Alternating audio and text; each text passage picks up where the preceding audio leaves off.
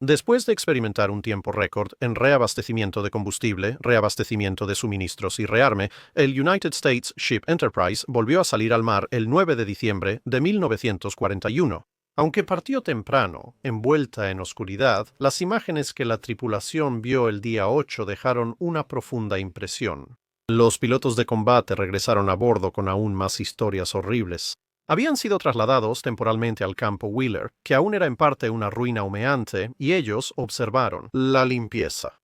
El Enterprise tenía a bordo varios artilleros que, al haber entrenado en tierra durante el ataque, participaron en la defensa de la flota. El Grupo Aéreo 6, con 18 aviones por escuadrón, una mezcla de F-4 FS-TBD Devastators y SBD-2 Dauntlesses. Estos formaban los escuadrones de bombardeo y reconocimiento, siendo su brazo ofensivo.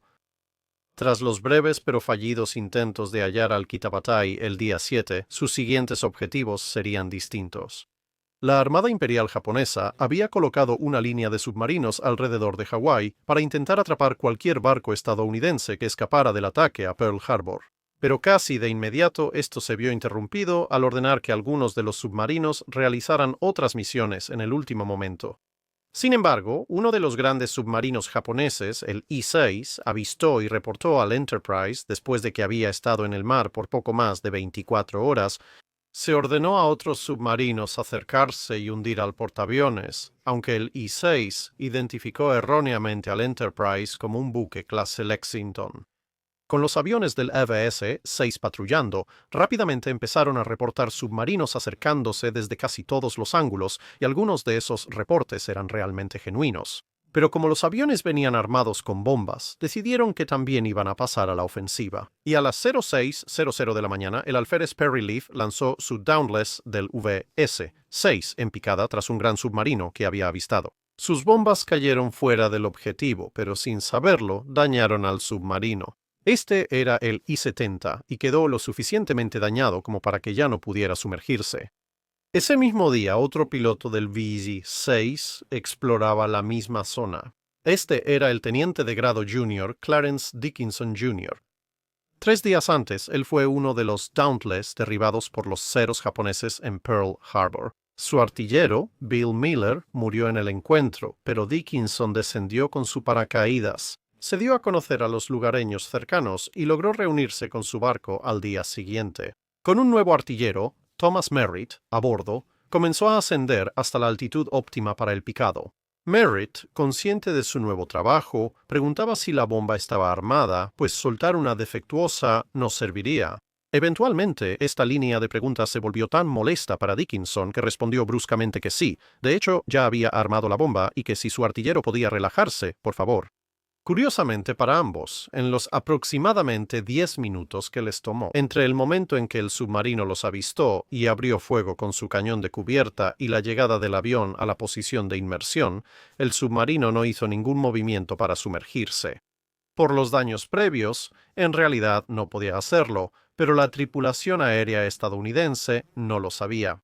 Pero no se le mira el diente al caballo regalado. El Dauntless se inclinó y se lanzó en picada, mientras las ametralladoras del submarino se sumaban al fuego del cañón de cubierta a medida que la distancia se acortaba. El fuego antiaéreo tuvo poco efecto. La bomba cayó junto al submarino, a la mitad del barco. Cuando Dickinson salió de la picada y giró, el submarino ya estaba notablemente más bajo en el agua, y en menos de 40 segundos había desaparecido por completo. El Enterprise había inaugurado su marcador. El resto de su escolta estaba nervioso por la posible presencia de tantos submarinos en la zona, y en los siguientes días los buques de escolta reportaron un gran número de ataques contra contactos sumergidos. En su mayoría resultaron ser desafortunadas ballenas y orcas. Finalmente, el almirante Halsey, ahora al mando de la fuerza de tarea, con el Enterprise en el centro, reprendió a sus fuerzas, que si siquiera la mitad de las trayectorias de torpedos reportadas hubieran sido reales, entonces prácticamente cada submarino de la flota japonesa seguramente ya se habría quedado sin torpedos y debería estar regresando a casa para recargar. Y por lo tanto, desperdiciar cargas de profundidad en la población local de peces, que por supuesto era neutral en los asuntos de la guerra humana, era algo así como un desperdicio. Aún así, las noticias desde fuera del barco no eran tan alentadoras. Filipinas había sido atacada poco después de Pearl Harbor y la defensa no iba bien. El escuadrón asiático había recibido una paliza, y los aliados Príncipe de Gales y Repulse también habían sido hundidos por un ataque aéreo. Y en todas partes, los japoneses parecían estar a la ofensiva mientras el Enterprise patrullaba al noroeste de su base principal. Había un punto positivo en las grandes pérdidas que los defensores de la isla Wake infligieron a los japoneses, pero luego ese lugar también cayó. El día 20, los bombarderos en picada fueron tras otro submarino más. Esta vez, no solo el submarino era real, sino que fallaron. Afortunadamente, esto resultó positivo, ya que la nave errante era el United States Ship Pompano, que continuó su notable carrera de servicio. El año terminó con el barco de regreso en el puerto, reabasteciéndose una vez más antes de salir a otra patrulla. Pero esta patrulla se interrumpió después de poco más de una semana, ya que se había decidido enviar finalmente el barco a la ofensiva. Así que el 10 de enero de 1942 todos estaban ocupados, llenando de provisiones cada espacio disponible. Aunque el Yorktown estaba en camino al Pacífico en ese momento, la flota solo contaba con 3 portaaviones operativos en la zona, el Enterprise, el Lexington y el Saratoga. Al día siguiente, el Saratoga fue torpedeado por un submarino en la misma zona. El Enterprise solo patrullaba enviando al portaaviones más antiguo al dique seco durante la primera mitad de 1942. Pero el Enterprise iba al oeste con 3 cruceros, 6 destructores y un petrolero. Se había asumido que los japoneses se moverían para tomar Samoa, así que el Yorktown salía de San Diego, con refuerzos cargados en transportes, principalmente infantes de marina estadounidenses. El grupo del Enterprise debía reunirse con ellos y cubrir el desembarco de los refuerzos. Al menos suponiendo que los japoneses no hubieran llegado primero y después debían dirigirse a nuevas acciones. Aunque no había contacto con el enemigo desde los primeros días y la caza de submarinos, la guerra seguía cobrando su precio. El 14, un hombre fue arrastrado por la borda y se perdió del destructor United States Ship Blue. El 16 ocurrieron varios eventos trágicos.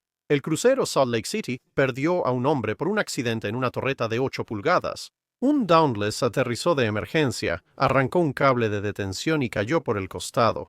Mientras caía, el cable cortó una de las ruedas del tren de aterrizaje que salió disparada por la cubierta y causó heridas mortales. Un suboficial jefe que acompañó al barco desde su inicio, y para colmo, uno de los devastadores informó por radio que estaba perdido y con poco combustible.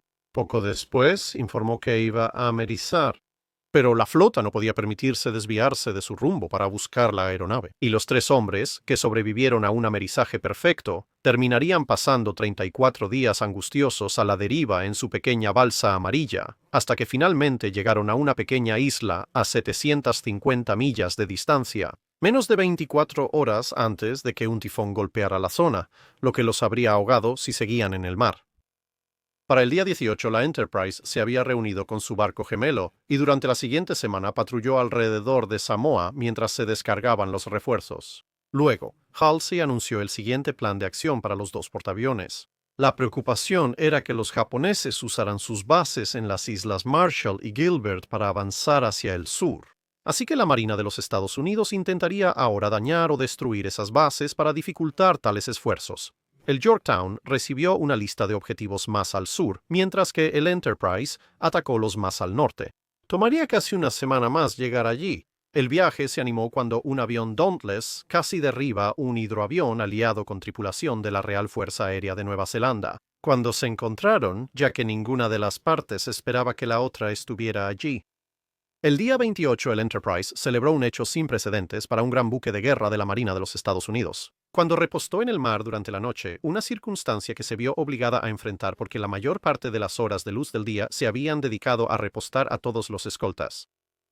Mientras se acercaban a sus objetivos, Halsey ordenó a cada barco sacar cuerdas y cables para prepararse para operaciones de remolque, tanto como el remolcado R, para que estuvieran listos de inmediato en caso de que la flota fuera atacada o contraatacada por los japoneses, ya que de otra manera, preparar un barco para ser remolcado podría tomar algo de tiempo. La suerte favoreció al barco al detectar en el radar un avión de reconocimiento japonés. La formación ya había reducido la distancia, así que el avión de reconocimiento, tras salir de su base y girar 90 grados en un punto predeterminado, ahora seguía un arco de búsqueda varias decenas de millas detrás de ellos. Después hubo diversión cuando un oficial reportó que la arena les soplaba en la cara. Esto podría ser muy malo, ya que significaría que estaban muy cerca de tierra y el viento habría levantado arena hacia ellos. Halsey ordenó al navegante confirmar la posición del barco, pero en ese momento alguien con mejor vista la señaló que la arena en realidad venía de un puesto de observación sobre ellos. Mientras un marinero intentaba, algo inexpertamente, echarle azúcar a su café. Como su posición oscilaba, estaba bañando generosamente a todos los hombres abajo.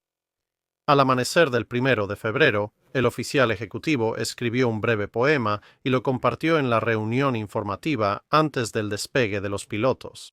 El poema decía: ojo por ojo, diente por diente, este domingo nos toca disparar. ¿Recuerdan Pearl Harbor? Por suerte, las capacidades de vuelo del grupo aéreo del barco superaban ampliamente a las de la tripulación. Habilidades poéticas. Con la luz de la luna llena, los 36 Dauntless despegaron ruidosamente al cielo, seguidos por la mitad de los Devastators, todos cargados con bombas, y dirigiéndose hacia Kwajalein. La otra mitad de IVT, 6 estaba cargada con torpedos y en espera activa, por si se detectaban barcos enemigos. Un 37º Dauntless lo siguió, llevando al comandante del grupo aéreo del portaaviones, Howard Young, quien supervisaría los ataques. Cada Dauntless portaba una bomba de 500 libras y 2 de 100, mientras que los Devastators llevaban 3 bombas de 500 libras. Después del despegue, siguieron los cazas, con 6 Wildcats en la patrulla aérea de combate. Después, 2 formaciones de 6 cada una, equipadas con bombas ligeras para objetivos secundarios. Y así, aparte de los 9 Devastators en alerta máxima, los hangares y cubiertas de vuelo del Enterprise estaban completamente despejados. Sin embargo, los defensores japoneses estaban en alerta y cuando comenzaron los ataques, también lo hizo el fuego de oposición. El comandante del BIS-6 Hal Hopping lideró 6 Dauntlesses en el ataque principal, pero fue interceptado por un caza japonés justo al soltar sus bombas. El Dauntless niveló tras soltar las bombas, pero ya no ascendió. Planeó suavemente hacia el Pacífico mientras las balas trazadoras lo seguían. El fuego tanto del caza como de las armas antiaéreas en tierra se cruzó con la aeronave de Hopping. La suya fue la primera de 4 Dauntless derribados sobre el objetivo principal. Otros 2 caerían en este asalto principal, y un cuarto, que había tenido problemas de motor y se había unido a los devastadores más lentos, se perdería un poco después. Los ataques de los cazas fueron dirigidos contra Malualap y Boche. En este último, avistaron barcos anclados, así como extensas instalaciones en la costa. Se solicitó un bombardeo costero, al que respondieron los cruceros Northampton, Salt Lake City y el destructor Dunlap, mientras que el Chester y otros destructores fueron a Malualap. En Malualap, los Wildcats se encontraron con cazas A-5M con garras que ya estaban en el aire. El encuentro favoreció a la formación estadounidense, que logró derribar a al menos uno. Un enfrentamiento entre un F-4F y un A-5M terminó con ambos pilotos regresando avergonzados. Después de que no lograron acertarse con las balas, pero se las arreglaron para chocar parcialmente sus aviones entre sí, las puntas de las alas del piloto japonés cortaron la antena de radio del estadounidense y dejaron mucha pintura en el fuselaje superior. El grupo principal de ataque también avistó barcos en su puerto. Un Dauntless reservó su bomba de 500 libras y la lanzó contra la popa del crucero ligero Katori en vez de un objetivo terrestre. Pero también identificaron erróneamente un transporte y un par de petroleros como si fueran un par de portaaviones. Y como resultado, los 9 Devastator armados con torpedos fueron lanzados rápidamente. Continuaron su ataque y hundieron el Burdeos Maru. Pese al intenso fuego antiaéreo, un submarino y 7 barcos más de distintos tamaños fueron dañados por ataques estadounidenses. Aunque al principio parecía que habían perdido 3 de los devastadores a cambio de solo media docena de sobrevivientes aparentes, luego estos fueron animados por una llamada de radio de los 3 desaparecidos. Para despistar a los artilleros antiaéreos, se mantuvieron bajos, casi al nivel de las olas, tras lanzar sus torpedos en vez de elevarse. Finalmente, subieron a mayor altitud y regresaron a casa sin ser vistos por sus compañeros. Descubrieron que la magnitud de las instalaciones japonesas era tal que los aviones eran enviados para ataques de seguimiento casi tan pronto como aterrizaban. Se enviarían 2 grupos de 9 Dauntless, uno de 8 y los primeros 9 Devastator de nuevo a la misión. Los primeros 2 grupos fueron a Malualap y el último a Boteje. La amplia extensión de las instalaciones japonesas y la creciente resistencia causaron la pérdida de otro Dauntless, atacado por al menos 3 cazas enemigos.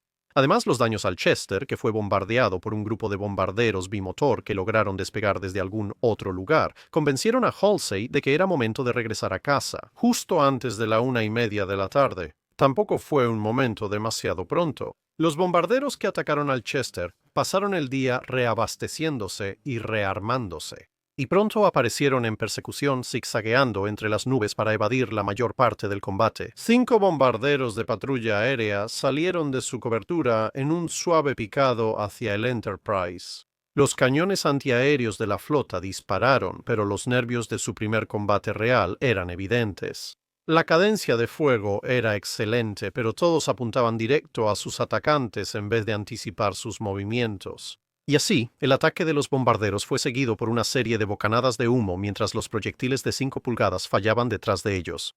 Había muy poco que muchos en la cubierta pudieran hacer, aparte de observar cómo se abrían las compuertas de las bombas y los puntos, cada vez más grandes, de varias bombas comenzaban a caer.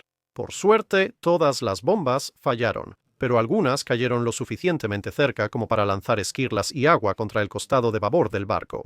Una cayó a unos 15 metros. Esto lanzó esquirlas a bordo, cortando una línea de gasolina de aviación que roció combustible sobre el costado de babor, en popa, galería antiaérea. Poco después, por los fragmentos calientes o cables eléctricos cortados, el combustible se incendió y esa parte del barco ardió rápidamente. Mientras los equipos de control de daños contenían los incendios, uno de los bombarderos con un motor humeante dio la vuelta. Este era el líder del escuadrón, el teniente Kazuo Nakai. Su avión había sido alcanzado por algunas ráfagas de la patrulla aérea de combate en el último momento antes de que iniciara su ataque. Y mientras la trayectoria de los bombarderos pasaba cerca del Enterprise, parte del fuego antiaéreo de corto alcance también había hecho su daño. Al concluir que no iba a lograr regresar a la base, Nakai estaba dirigiendo su avión directamente hacia la abarrotada cubierta de vuelo a toda velocidad. Todos los cañones antiaéreos disponibles abrieron fuego, y pronto ambos motores del bombardero estaban en llamas. No importó, siguió avanzando. El maquinista Bruno Gaido se encontró observando el acercamiento desde cerca de un Dauntless. Él decidió que no iba a morir en silencio, así que corrió al asiento del artillero, desbloqueó la ametralladora trasera del bombardero y también empezó a disparar. En el último momento, el capitán Murray en el puente tomó el timón del barco y giró bruscamente el portaaviones hacia estribor. Fue justo suficiente, aunque el bombardero giró a último minuto para seguirlo, ya sea por falla de control o corrección de rumbo. Rozó la cubierta y cayó al mar en lugar de impactar de lleno. Solo quedó como señal de su paso un ala desprendida atascada en la pasarela. Gasolina de aviación se derramó en la cubierta y las partes separadas del Dauntless S-5. Con un Gaido algo aturdido mirando fijamente el punto a 3 metros de distancia, donde el ala del bombardero había pasado rozándolo y atravesado la aeronave en la que él estaba. 2 horas después, 2 bombarderos más intentaron un asalto, pero las maniobras evasivas hicieron que también fallaran, y la patrulla aérea de combate reclamó uno de ellos mientras se retiraba. Derribaron un hidroavión de reconocimiento antes del atardecer. Entonces, todo terminó. El Enterprise había hecho pagar un precio a los japoneses, pero también le había costado caro. En total, se perdieron 7 Dauntless, la mayoría derribados, incluido el que Nakai abatió al final. Un Wildcat se estrelló al despegar y el piloto murió. Y un Devastator había amerizado, aunque en ese caso la tripulación fue rescatada. 4 días después, el Enterprise volvió a Pearl Harbor y fue recibido con entusiasmo, aunque en términos generales la incursión había sido como lanzar una pequeña piedra contra la fuerza de un maremoto que era el avance japonés. Sin embargo, fue el primer enfrentamiento que se consideró victoria, en una época en que casi todas las noticias del Pacífico eran malas. a pesar de necesitar nuevos aviones, pilotos, reabastecimiento y reparaciones. Al Enterprise solo le dieron poco más de una semana en el puerto. Los pilotos del Grupo Aéreo 6 rápidamente se hicieron notorios. Inmediatamente se molestaron al enterarse de que el whisky en Hawái estaba racionado a una botella por semana por persona.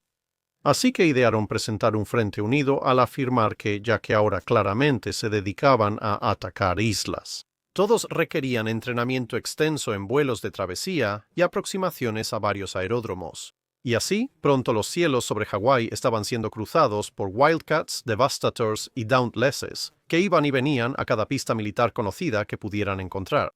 Algunos parecían estar un poco menos controlados que otros, ya que los pilotos, naturalmente, recogían su ración semanal de whisky en cada base.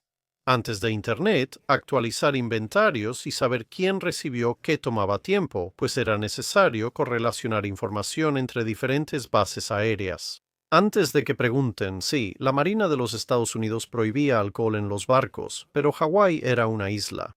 Cuando no estaban dejando la isla sin alcohol, los pilotos también supervisaban la instalación de placas de blindaje adicionales en sus aviones. Un piloto había regresado de su operación anterior con nada menos que 14 abolladuras en una placa de metal casera que había colocado detrás de su asiento, y esto había despertado un interés bastante comprensible en medidas similares entre muchos otros pilotos.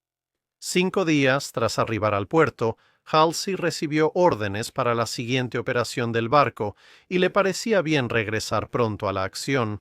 Las órdenes que designaban a sus barcos como la Fuerza de Tarea 13, junto con otras órdenes de zarpar el viernes 13, no fueron muy bien recibidas. Tras varias idas y vueltas, la fuerza fue redesignada como Fuerza de Tarea 16 y su salida se fijó para el sábado 14 de febrero de 1942.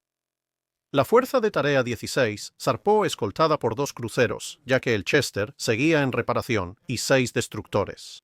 5 eran rostros de su misión anterior. El United States Ship Craven era nuevo. El buque cisterna Sabine completó la fuerza, ya que el Platt, que había estado con ellos antes, había sido asignado para apoyar al Lexington.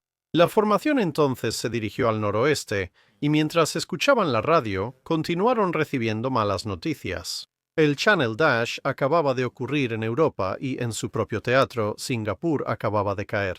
Demostrando que un buen marinero encuentra diversión en cualquier situación, el día 18 el teniente de grado junior Eversole fue desviado en su Devastator durante una misión de reconocimiento y tuvo que amerizar a unos 60 kilómetros del Enterprise. Al mejorar el clima a la mañana siguiente comenzó la búsqueda y pronto se avistó la brillante balsa salvavidas amarilla con Eversole sentado erguido en la popa, marcando el ritmo para sus 2 tripulantes, como en una galera medieval. Los demás tripulantes también sobrevivieron y remaban decididos hacia Midway a unos 250 kilómetros al este. Al recuperarse y regresar, sus compañeros de escuadrón lo molestaron mucho sobre si lo había logrado. Preferiría transferirse a la superficie de la marina, ya que estaba hecho para comandar un barco. Pero el Enterprise también estaba en medio de los preparativos para su próximo ataque. Menos de 3 meses antes, vieron a los aviadores de la Infantería de Marina despegar en F-4F para reforzar Isla Wake. En ese periodo, la isla Wake cayó tras fuerte resistencia y era momento de atacar a sus nuevos ocupantes. El almirante Spruance tomaría 2 cruceros y 2 destructores para atacar desde el oeste, mientras el resto del grupo se reuniría a 100 millas al norte de Wake y lanzaría ataques aéreos. El plan era que los cruceros abrieran fuego al caer las primeras bombas, para confundir a los defensores japoneses y dividir su fuego. El clima en la oscuridad antes del amanecer del 24 de febrero era absolutamente terrible. Una llovizna brumosa lo cubría todo y venía de todas direcciones a la vez. Las hélices giratorias la atrapaban y creaban vórtices de condensación que envolvían la aeronave, mientras también reflejaban las llamas de sus escapes, dejando a los pilotos prácticamente ciegos, en una corona difusa de luz naranja parpadeante. Pero con los cruceros acercándose a sus objetivos y siendo la prioridad lanzar el ataque, Earl Gallagher de VS-6 realizó un despegue solo por instrumentos y luchó por elevarse al cielo, donde, al menos moviéndose a velocidad, despejó un poco la pantalla. Perry Tiff, que venía atrás, no tuvo suerte. Desorientado por la falta de visibilidad y el balanceo del barco, su avión se desvió de la trayectoria. El ala tocó un cañón de 5 pulgadas y el avión dio vueltas antes de caer al mar. Se detuvieron los vuelos para evitar más pérdidas, mientras el destructor Blue buscaba sobrevivientes. Pidiendo permiso para usar sus reflectores, el cual fue concedido, Tiff fue encontrada sin un ojo por haber sido golpeada contra la mira del cañón y fue rescatada del agua.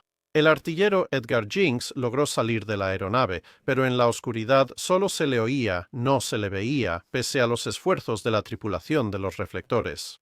Y se perdió.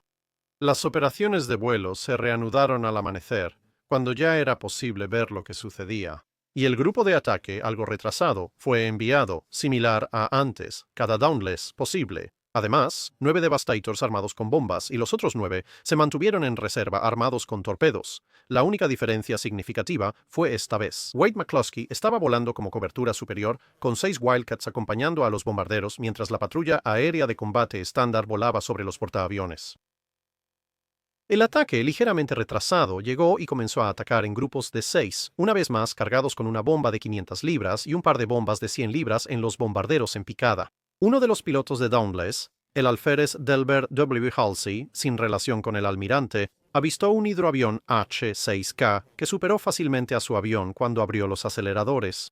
Avisó del avistamiento y McCluskey con sus compañeros lo persiguieron. 3 Wildcats se turnaron para atacarlo hasta que el gran hidroavión explotó repentinamente frente al tercer avión, dejando parte de sí mismo incrustado en el ala derecha del Wildcat. Bajo ellos, los tanques de combustible y partes de la base explotaban junto con los proyectiles del bombardeo de Spruance. Después llegó el momento de volver. Solo hubo un ataque, y uno de los Dauntless VS-6 fue derribado sobre el objetivo. El alférez Foreman y su artillero Winchester sobrevivieron y saltaron en paracaídas, pero, por supuesto, fueron capturados. Mientras el portaaviones y escoltas iban al encuentro de los cruceros, Halsey recibió un comunicado pidiéndole que también atacara la isla Marcus si consideraba que el ataque era factible. La isla estaba a medio camino entre Wake y bases japonesas en las Marianas, a unas 650 millas de cada una, y Japón a 350 millas al oeste de las Marianas. Esto estaba bastante adentro del territorio controlado por el enemigo para principios de 1942 y se consideraba que la velocidad era esencial. Dado que se requería una larga carrera a alta velocidad y se pronosticaba mal clima, los destructores probablemente no podrían seguir el ritmo. Halsey los asignó para escoltar al petrolero y simplemente partió acompañado solo de los 2 cruceros de Spruance.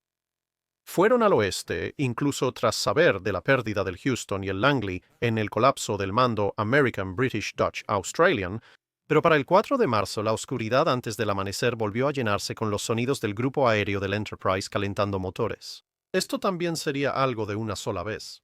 Esta vez, 17 Dauntlesses del escuadrón de bombarderos, 6-14 del BUC-6 y 6 Wildcats del BUF-6 despegaron, además del SBD de coordinación. La formación ascendió por una densa capa de nubes y se separó ligeramente al hacerlo, pero cuando llegaron a la cima se dieron cuenta de lo extensa que era la capa de nubes. Todo lo que podían ver de horizonte a horizonte eran nubes. En este punto, normalmente dependerían de la navegación estimada para llegar a su objetivo. Esto podría ser solo una suposición, ya que no hay ningún punto identificable de referencia. Pero por suerte para ellos, el teniente Baumeister, el oficial de radar del Enterprise, había ideado un plan astuto. En su pantalla había usado un lápiz de cera para dibujar una línea que marcaba el rumbo hacia la isla Marcus. Mientras giraba el radar, él anotaba la posición y movimiento de los puntos que representaban al grupo de vuelo del barco, y luego envió una serie de instrucciones codificadas diciéndole al comandante del grupo aéreo del portaaviones, Young, qué corrección de rumbo debía hacer y hasta dónde había llegado. Con el resto de la formación, en teoría, siguiendo a Young, mantuvo al grupo de ataque aproximadamente en rumbo, de modo que para las 06:30 una ruptura en las nubes reveló su objetivo justo enfrente de ellos. Una vez más, el pobre escuadrón UBS-6 fue el que sufrió bajas, ya que Dale Hilton y Jack Leeming cayeron con su avión cuando fue alcanzado por un fuerte fuego defensivo. Sobrevivieron, pero cayeron en la cuestionable hospitalidad de los japoneses. Con el ataque así completado, los aviones regresaron a casa. todos aterrizando antes de las 08:45 excepto un Wildcat, el del teniente de grado Junior Gray, quien tampoco respondía a las llamadas de radio.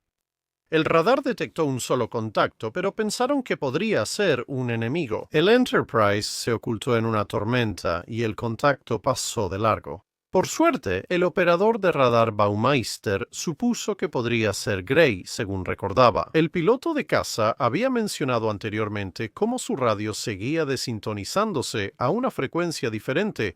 Tratando de recordar vagamente qué frecuencia había mencionado Gray, constantemente bajando a esa frecuencia, ordenó que la baliza de localización cambiara para cubrir ese conjunto de frecuencias, y momentos después fue recompensado. Cuando el punto en el radar cambió de rumbo, Wildcat llegó con menos del 6% de combustible.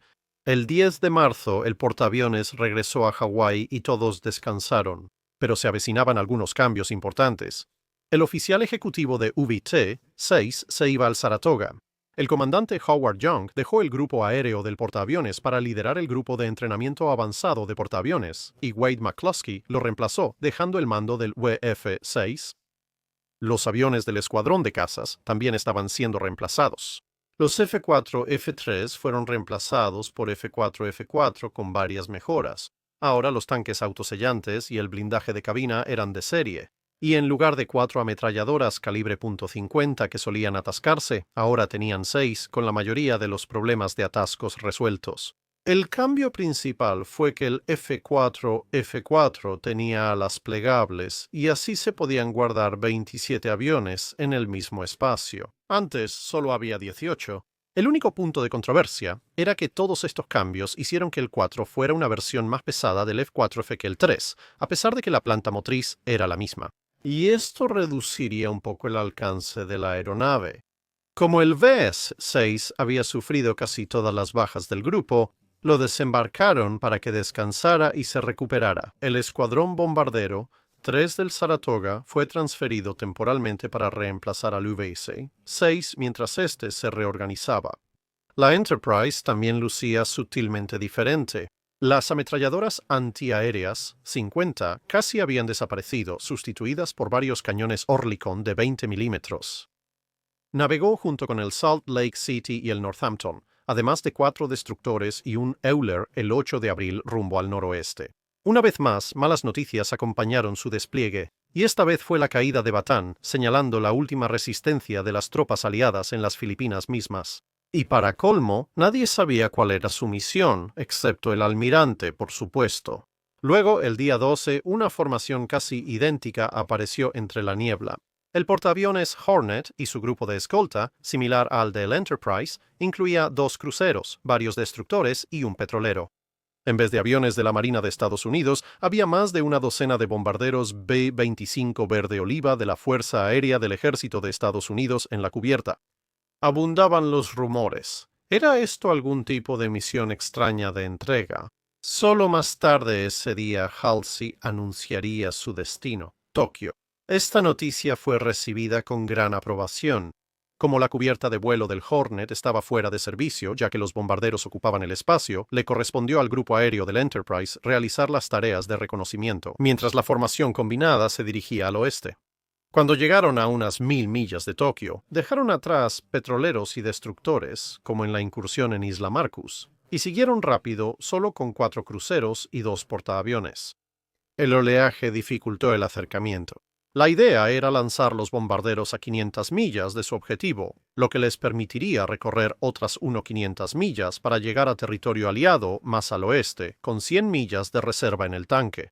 Sin embargo, en las primeras horas del día 18, el radar comenzó a detectar contactos adelante, posiblemente barcos patrulla japoneses.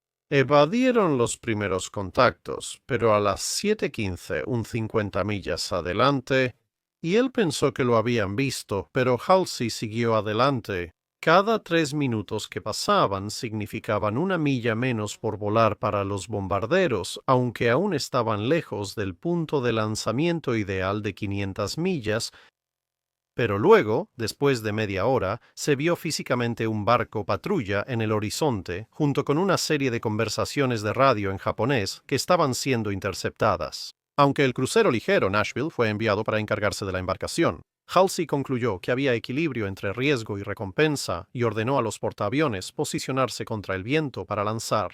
Seguían a 650 millas náuticas de Tokio, pero poco más podían hacer. Los bombarderos comenzaron a despegar, incluso mientras el Nashville y la patrulla aérea de combate de 8 aviones hacían todo lo posible por hundir las 2 lanchas patrulleras con las que la flota se había topado. El grupo aéreo del Hornet se unió a los aviones del Enterprise para buscar más lanchas patrulleras en el mar, mientras los 2 portaaviones y sus escoltas regresaban rápidamente a casa, lo cual fue lo mejor, ya que cada bombardero, submarino y cualquier otra nave disponible bajo el mando de la Armada Imperial japonesa en la zona había recibido la orden de encontrarlos y hundirlos. 3 portaaviones japoneses que volvían del Océano Índico recibieron la orden de buscar a los intrusos, pero ninguno de ellos tendría éxito. Después de un reabastecimiento rápido, el Enterprise salió de Pearl Harbor de nuevo el 30 de abril junto con el Hornet. Ahora debían atacar objetivos en el Pacífico suroeste, mientras que el Lexington y el Yorktown, que ya estaban en la zona, iban a atacar otros. Al menos esa era la versión oficial. En realidad, Nimitz estaba perfectamente consciente de que una fuerza japonesa considerable probablemente intentaría atacar Port Moresby. Intentaba llevar la Fuerza de Tarea 16 al área rápido para apoyar a la Fuerza de Tarea 14, es decir, Lexington y Yorktown. Aunque el Enterprise también tenía un escuadrón de F-4F de los Marines a bordo que se suponía debían entregar en Fate. En su breve parada en Pearl Harbor, el bombardero 3 también bajó a tierra y el Bess 6 volvió a bordo. El Enterprise aún estaba a 2 días de viaje cuando empezó la batalla del Mar del Coral y solo a 24 horas de distancia cuando terminó con la pérdida del Lexington y daños al Yorktown a cambio de hundir al pequeño portaaviones Shōjo y dañar al más grande Shikaku. Aunque la batalla principal terminó, eso no significaba que el viaje no tendría un costo para el Enterprise.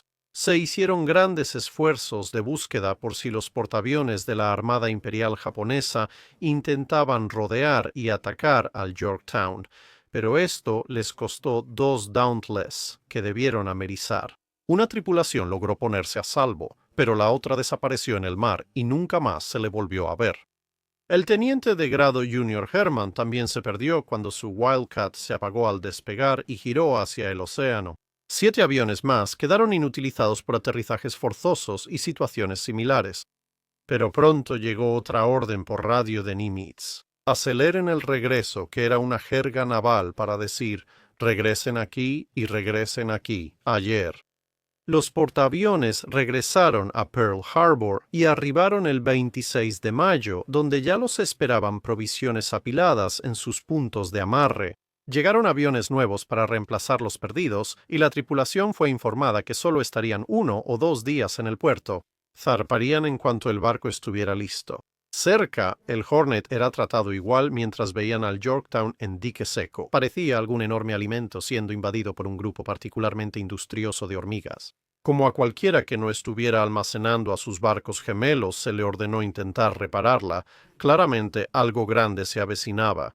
Pero fuera lo que fuera, el almirante Halsey no estaría ahí para verlo. Aunque muchos a bordo pensaban que la única manera en que Halsey iba a dejar el Enterprise era si una bomba lo hacía volar fuera de él, o si el barco se hundía bajo sus pies. El simple hecho era que el estrés de los últimos meses había agravado problemas de salud existentes, y el pobre hombre estaba gravemente enfermo y bajo de peso. Dejó el barco para recuperarse y recomendó que el almirante Spruance tomara su lugar. El 28 de mayo de 1942, bajo mando del almirante Spruance, el Enterprise zarpó nuevamente. Entre ella y el Hornet había 6 cruceros, 9 destructores y los grupos aéreos regresando. El primer aterrizaje no fue muy bueno, Loban. El teniente comandante Lindsay, líder del VT-6, notó que su Devastator perdió velocidad repentinamente. En la aproximación final, Stahl tocó la cubierta y giró a un lado. Por suerte, el destructor Monaghan esperaba y rescató a los 3 tripulantes aturdidos del agua. Regresarían al Enterprise al día siguiente. Por suerte para todos, los demás desembarcos salieron mejor y la flota pronto se dirigía a una cita con la historia, su destino Midway.